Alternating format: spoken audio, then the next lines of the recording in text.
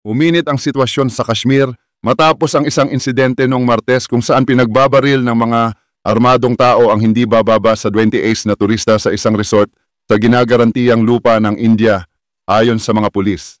Ang pag-atake ay itinuturing na isang makabuluhang pagbabago sa isang regional na hidwaan kung saan kadalasang hindi naaapektuhan ang mga turista.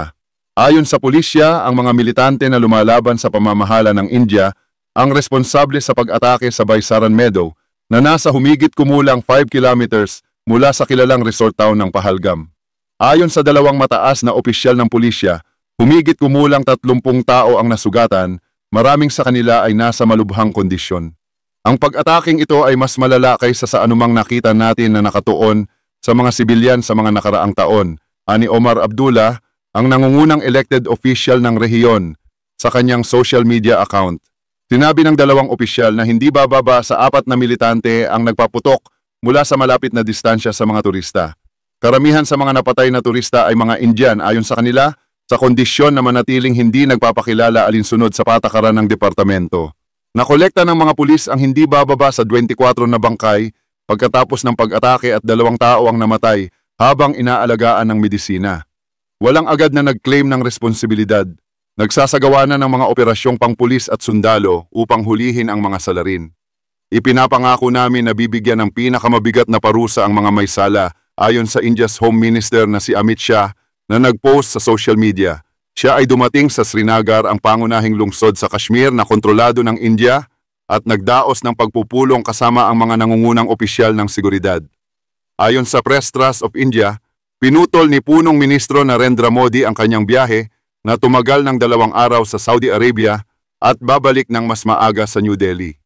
Mariing kinondena ni UN Secretary General Antonio Guterres ang pag-atake at idiniin na ang mga pag-atake laban sa mga sibilyan ay hindi katanggap-tanggap sa anumang pagkakataon, ayon sa tagapagsalita ng UN na si Stephane Dujarric.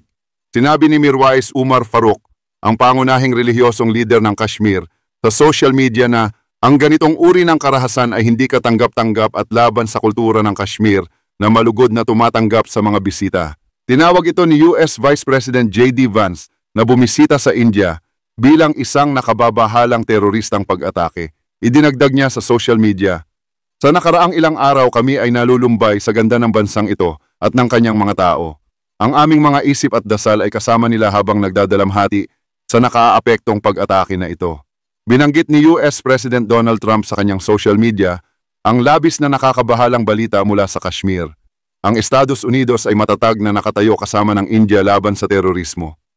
Iba pang mga pandaigdigang leader kabilang si Russian President Vladimir Putin at Italian Prime Minister Giorgia Meloni ay kinondena rin ang pag-atake. Ang Estados Unidos ay nakatayo kasama ang India ayon kay US Secretary of State Marco Rubio sa X.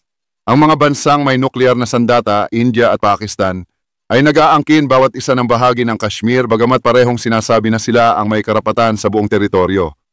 Nakita ang sunod-sunod na mga targeted killings ng mga Hindu, kabilang ang mga migranteng manggagawa mula sa mga estado ng India, mula nang wakasan ng New Delhi ang semi-autonomy ng rehiyon noong 2019 at labis na pinigilan ang mga dissent, civil liberties at kalayaan sa media.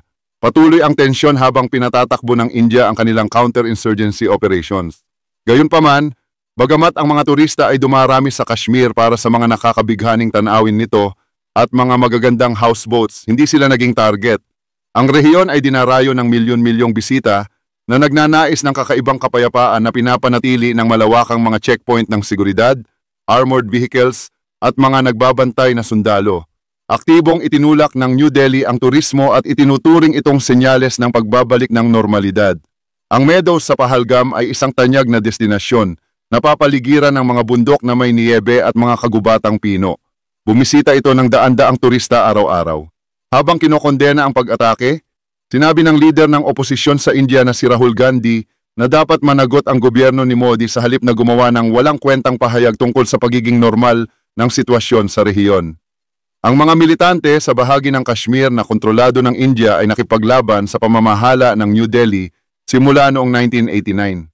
Maraming Muslim na Kashmiri ang sumusuporta sa layunin ng mga rebelde na pag-isahin ang teritoryo sa ilalim man ng pamahalaan ng Pakistan o bilang isang independenteng bansa. Iginiit ng India na ang militansya sa Kashmir ay terorismong inisponsoran ng Pakistan. Tinanggihan ng Pakistan ang akusasyon at maraming Kashmiri ang itinuturing ito bilang isang lehitimong laban para sa kalayaan. Tumatagal na ng dekada ang laban na ito kung saan libu-libong sibilyan, rebelde at puwersa ng gobyerno ang napasama sa mga nasawi. Noong March 2000, hindi bababa sa 35 sibilyan ang pinagbabaril at pinatay sa isang timog na nayon sa Kashmir habang ang dating US President Bill Clinton ay bumibisita sa India. Ito ang pinakamadugong pag-atake sa rehiyon sa nakalipas na 2 dekada.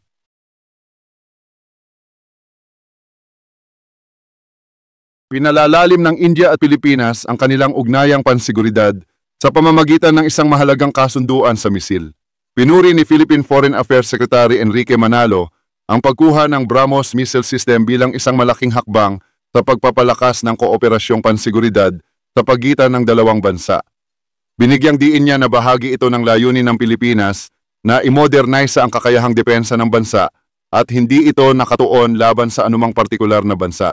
Nilagdaan ang kasunduang ito noong January 2022 at ito ang kauna-unahang pagkakataon na nag-export ang India ng BrahMos missile. Isang makapangyarihang missile na pinagsamang proyekto ng India's DRDO at Russia's NPO Mashinostroyenia. Kasama sa 375 milyong kasunduan ang 3 shore-based anti-ship missile batteries.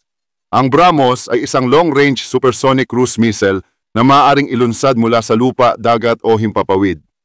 Ang pag-export nito ay nagpapakita ng lumalawak na kooperasyon sa pagitan ng India at Pilipinas sa larangan ng depensa at seguridad. Ayon kay Manalo, hindi lamang sa pagbili ng armas umiikot ang ugnayan ngayon. Lumalawak na rin ito sa maritime cooperation kabilang ang mga usapan tungkol sa joint patrols, maritime safety at pagtutulungan sa mga humanitarian mission. Kamakailan lamang ay may mga pagbisita rin ang mga barko ng Navy ng India sa Pilipinas na nagpapakita ng lumalawak na interes ng India sa Indo-Pacific region. Malugod niyang tinanggap ang mas aktibong papel ng India sa rehiyon, lalo na sa panahong ito na ang bawat kaganapan sa isang bahagi ng mundo ay maaaring makaapekto sa lahat. Anya, ang pagtutulungan para sa isang free and open Indo-Pacific ay patunay ng mas malalim na pakikilahok ng India sa rehiyon at sa pandaigdigang seguridad. Bilang bahagi ng preparasyong ito, ang mga sundalo ng Philippine Army ay sinanay sa paggamit ng mga missile system sa mga nakaraang buwan upang masiguro ang kanilang pagiging handa sa mga senaryo ng digmaan.